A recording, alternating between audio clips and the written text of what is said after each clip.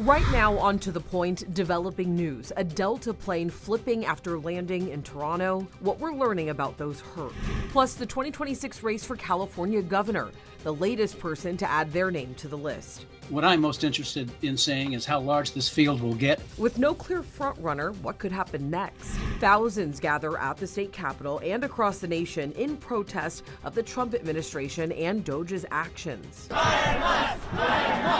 This as more federal employees are fired. It's a lot of uncertainty. Tonight, the federal agencies impacted. And as AI technology helps find thousands of code violations in Stockton, a department is now asking for more staff. So much for starting your week with us. On To The Point, I'm Alex Bell. And we begin tonight with developing news. A Delta plane flipping over after landing at Toronto's Pearson Airport this afternoon. At least 19 people are hurt, including 3 people who are in critical condition. The flight took off from Minneapolis with 76 passengers and 4 crew members on board. All are accounted for, and it's still a little bit too early to say what caused the plane to flip. But weather may have, of course, played a factor. The airport was experiencing blowing snow, gusting winds, and below freezing temperatures. So, of course, we'll keep our eye on that story for you. Tonight, in Your Voice, Your Vote, the field of candidates vying to become California's next governor is growing. We know Riverside County Sheriff Chad Bianco officially declared that he is joining the race. I want to bring in ABC 10's Becca Hotbegger, who's been following this for us. She's been taking a look at the growing list of contenders and what might happen if Kamala Harris throws her hat in the ring.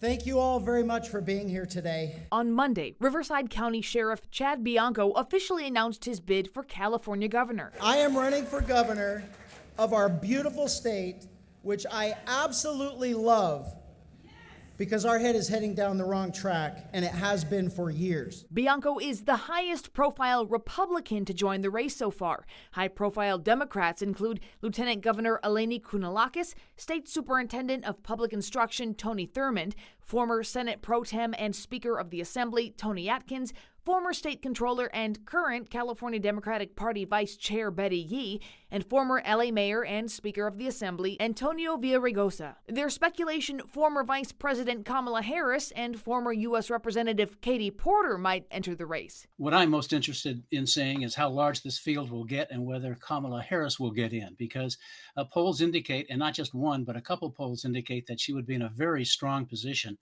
to capture the governor's race should she get in. ABC 10 political analyst Steve Swat points to a poll out last week from Emerson College, which found 57% of likely primary voters would support Harris if she ran for governor. Porter was next with 9% of likely voters, 17% undecided. Californians will cast their first vote for governor in the June 2nd, 2026 primary. The top 2 vote-getters will go on to the general election in November. Right now, you have a large field of Democrats, and they could end up splitting much of the vote, which would allow a single Republican, perhaps, who was fairly strong, to at least get into the general election. And then once that happens, I suppose anything could happen. I still don't believe this is a state right now that is ready to elect a current type of a Republican, the governor of California. ABC 10 asked both the California Republican and Democratic parties about their thoughts and strategy in the gubernatorial race.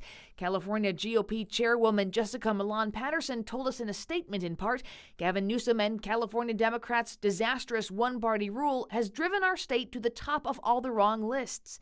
It's time to restore common sense governing to our state's highest office, and we look forward to a robust field of qualified Republican candidates, including Sheriff Chad Bianco, making the case to voters for how to fix our broken state. California Democrats Chair Rusty Hicks was not available for an interview Monday, and the party did not provide a statement as of deadline.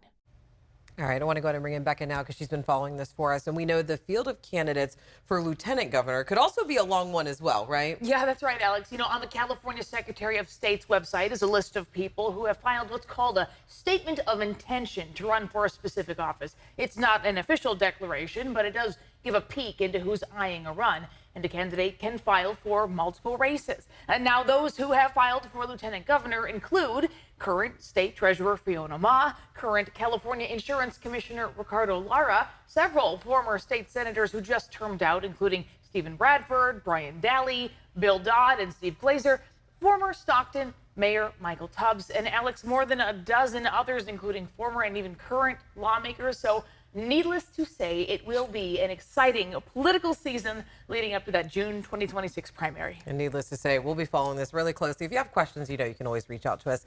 Becca, thank you so much for the update. We appreciate it. All right, thousands of people crowded the west steps of the California state capitol today to protest the Trump administration's plan to cut federal jobs and other policies. It was all part of a wave of similar protests across the country, many of them taking aim at Elon Musk's Department of Government Efficiency, or DOGE.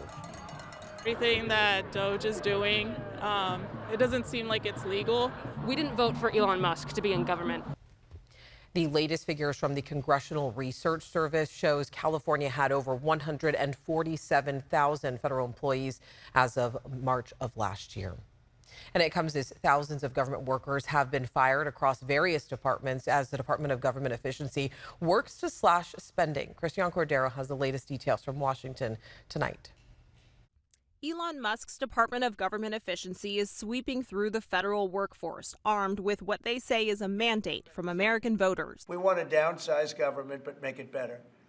Run it better, but downsize. The administration faces a slew of legal challenges as DOGE fires thousands of government employees from the Department of Education, USAID, the Federal Aviation Administration, and other agencies. Among the questions beyond the firings, what exactly is DOGE getting access to? At one point over the weekend, the White House appeared to confirm DOGE workers got access to the IRS database, which holds the personal financial information of millions of Americans. The White House later seemed to backtrack, saying a DOGE member simply requested access to the system.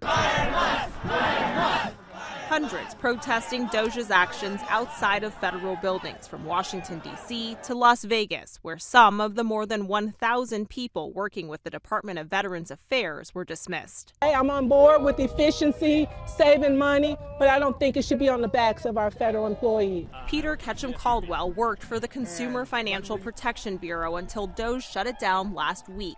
The financial security of these once financial watchdogs is now up in the air. It's a lot of uncertainty. We haven't even received our separation paperwork yet. The administration also sent termination letters to several of the Department of Energy's nuclear workers. They then reversed course and are now trying to rehire some of those critical employees. But according to an internal email obtained by ABC News, they're having a hard time getting in touch with them. Christian Cordero, ABC News, Washington. And a judge is expected to release a ruling on whether to temporarily restrain Elon Musk's power in President Donald Trump's quest to downsize the federal government. This is in response to 14 states who filed a lawsuit challenging Musk's power. The states are seeking to block DOGE from firing employees and also accessing data at the Federal Office of Personnel Management, along with 6 federal agencies. Turning now to the war in Ukraine. Secretary of State Marco Rubio is in Saudi Arabia ahead of key discussions about ending Russia's war with Ukraine, and it comes 1 week shy of the war's 3-year mark. Those talks are expected to take place tomorrow and include several senior officials from the U.S. and Russia. Ukraine is not expected to be there, and over the weekend, Ukrainian President Vladimir Zelensky reiterated Ukraine will not accept a deal struck between the U.S. and Russia if they are left out of negotiations. President Trump was asked if he thinks Ukraine is equal in the talks. Do you view Ukraine as an equal member of this peace process? It's an interesting question. I think they have to make peace. Their people are being killed. Ukraine said they want security guarantees in the form of European troops or peacekeeping forces before they agree to any settlement with Russia. Stay with us. Coming up onto the point, AI helping code enforcement out in Stockton tonight, how the program works and why more staffing is needed. And we're coming off the backs of a pretty wet weather pattern. Tomorrow's dry, some more rain on the way Wednesday, and then we're looking dry perhaps for the rest of the month. Forecast coming up. Plus, what's causing prices to rise at the pump? We'll be taking a look.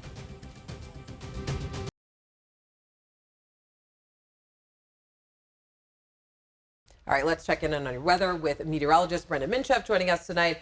We're looking at some rain totals, right? Yeah, and it's been a very wet pattern, right? January was very, very dry, and that set us back. But Well, we're back where we ought to be now. Taking a look at the numbers for this month alone, starting February 1st, our total so far is over 4 inches, average to date just over 2. So we're plus 2 inches on the month of February. For the water year as a whole, which started October 1st, we are exactly where we are and exactly where we think we ought to be with that average to date 12.13 inches. That's what we've got so far. So our departure from normal on the water year is 0. And there is some more rain in the forecast, mainly for Northern California, though. Southern California definitely still needs some of that rain, looking at some extreme drought across parts of the southern part of California. But I'll tell you what, the next update comes out on Thursday, and that one should be a lot better because that's going to take into account all the rain that we've seen over the last 7 days, because these drought updates really only run from Tuesday to Tuesday. So we're waiting for the next one,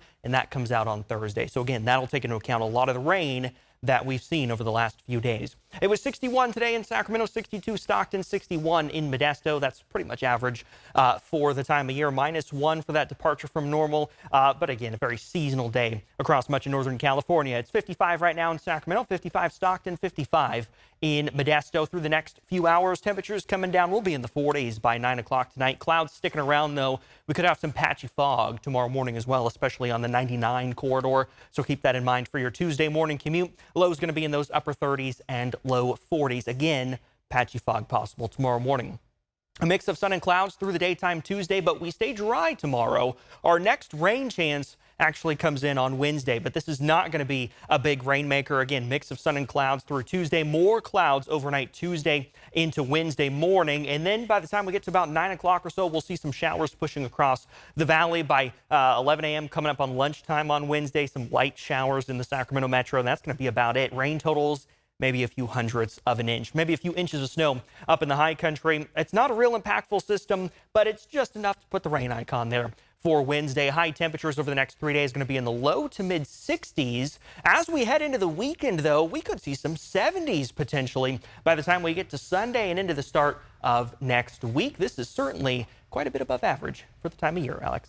All right, Brendan, not mad at those 70s. Thank you so much. Next, on To The Point, our Verified team looks into new concerns over a lawsuit that could eliminate protections for those with disabilities. Plus, AI helping with code enforcement in Stockton, how the program works and why more staffing is needed. And why you might be seeing a spike in gas prices right now. We're going to take a look with you.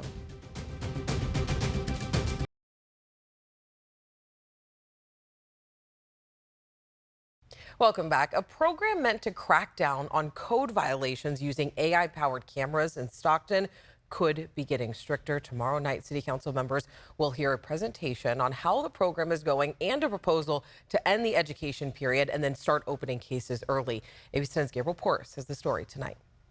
It was members of the City Council who requested that presentation and ultimately who asked that fines start being issued months ahead of schedule. Code enforcement, though, may need a favor from City Hall in order to do just that in the form of more staffing. For just over a month, these AI-powered cameras mounted atop 9 code enforcement trucks have been looking for and finding violations. More than 29,000 in total, according to city records, ranging from structural issues to neglected lawns. The plan, as of now? They're going to give everybody a 6-month grace period. So they're going to say like, hey, you have overgrown vegetation at your property. You're going to need to trim that. And you've got 6 months to get that done. And that's something that, you know, as a teacher, I rather do that as opposed to, you know, just giving somebody a fine. But not everyone in the dais is on board with the original idea. There's no need for 6 months. Our city needs to be clean now. Vice Mayor Jason Lee, part of the committee that requested expedited enforcement, city documents show. And education is important, but you know, grown people don't need to be reminded to pay bills. Grown people don't need to be reminded to clean up after themselves. And the community is demanding that the improvements happen now. And so we're proposing to move that timeline up. Meanwhile, code enforcement is proposing more staffing. They say each of the thousands of violations their AI cameras are finding have to be verified by a real person. There are currently no officers dedicated to the program. They want at least 2 and 22 other new staffers. The mayor has been extremely open about the need to add more code enforcement officers. I mean, there's such a need around our city. I want Stockton to be a resource for people. I want people to be able to get the help that they need and the assistance that they need and the guidance that they need. In Stockton, Gabriel Porras, ABC 10. Now, during tomorrow night's meeting, no vote is required on the presentation, so the proposals may need to be heard in a separate meeting. Now, Sacramento is cracking down on drivers who park illegally in Sacramento regional transit bus stops. The city will start issuing citations starting tomorrow. About 100 SacRT buses are equipped with cameras that use AI to detect violations. The city will review photos and videos, then send the citations in the mail. The fine, $100. And you might want to save that money, because turning to your price points now, man, gas prices have gone up. Drivers really feeling it. We know that gas prices are anywhere from 20 to 40 cents higher than they were last week, and that's according to AAA. The average across California is $4.84. The Sacramento County average is $4.97. The national average, $3.16. AAA says part of the reason for the higher prices is refineries are beginning to transition to that summer blend. We spoke with drivers this morning who are really feeling the impacts. I have no idea what caused it to go up, but whatever it is, it's outrageous and it's unaffordable for a lot of people. No, I try to find the best price. You know, and this being a diesel, you know, they're getting me every which way I go. Routine maintenance at an offline refinery in Northern California is also putting additional strain on supply. The USDA reports average wholesale egg prices increased 40 cents to $7.74 a dozen. Stores, including Costco, Trader Joe's, and Whole Foods, have been limiting how many cartons customers can buy now. The USDA says prices are not likely to fall as farmers continue to struggle with bird flu outbreaks in their flocks. And then there's Uber. They are accusing DoorDash of uncompetitive practices in a lawsuit filed Friday in California Superior Court. Uber says DoorDash coerced restaurants into exclusive delivery arrangements. The suit claims DoorDash threatened restaurants that also used Uber Eats with higher commission rates if they did not work exclusively with DoorDash. Uber is seeking damages and a court order requiring DoorDash to change its practices. Posts on social media have fueled concern over a lawsuit potentially eliminating discrimination practices for those with disabilities. Tonight, Victor Acobo looked into those claims to verify what these posts are actually saying. Social media posts have raised the alarm that a part of U.S. Law Code Section 504 could be at risk of being eliminated because of a federal lawsuit. So, is there a lawsuit seeking to eliminate Section 504? We checked with our sources, including the U.S. Department of Health and Human Services, and a federal lawsuit that includes Texas and more than a dozen other states. First, according to the HHS, Section 504 of the Rehabilitation Act of 1973 protects qualified individuals from discrimination based on their disability. This protection is required for any organization that receives financial assistance from the federal government, impacting places like schools, hospitals, and more. We then looked for and found the lawsuit, Texas v. Becerra. That lawsuit, filed by Texas Attorney General Ken Paxton in September of 2024 against the Biden administration, seeks to throw out the inclusion of gender dysphoria in Section 504 protections. Paxton and others argue the rule is an overreach by the federal government and raises concerns of accommodating the protection. But in page 42 of the lawsuit, under demand for relief, along with declaring the inclusion of gender dysphoria in Section 504 a violation, the lawsuit also includes declaring Section 504 unconstitutional. So yes, it is true that there is a lawsuit involving Texas and 16 other states that could eliminate Section 504. And while the primary goal of the lawsuit targets a specific rule over gender identity, the lawsuit argues against Section 504's constitutionality and gives judges the option to eliminate it. The future of the lawsuit is uncertain, as the defendant, the Department of Health and Human Services, is now under the new Trump administration. With your Verify, I'm Victor Jacobo. Still ahead, changes are coming to a popular commute, the next phase of Fix 50 to look out for.